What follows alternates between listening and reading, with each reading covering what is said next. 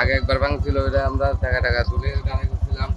এখন এরপরে এটা হয়ে আজকে 20-25 দিন আগ থেকে এই অবস্থা, আস্তে আস্তে বড় হয়ে যাচ্ছে।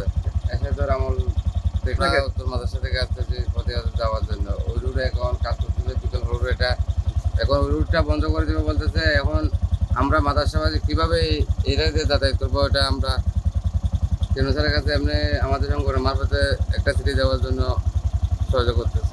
কলেজে পারতেছি না, কিন্তু এরা ফুল টুল ব্যাংক ওইদিকে দুটা ফুল ভাঙবে, আরও 4-5টা ডালাই রয়েছে, ওইটা সংস্কার করার জন্য কাজটা এখন বন্ধ করে দেবে। গাড়িটা এখানে যাওয়া বন্ধ করে দেবে। তো বিকেল রোডটা আমরা এখানে ব্যবহার করবো। কিছু বন্ধ করার এই যে কোরবান করে না, কিছু মাঝে আগে হাম শুরু করে দিবে, তখন তো আবার বন্ধ করে দিব, তাহলে পরবর্তী রুটি হারাইবে।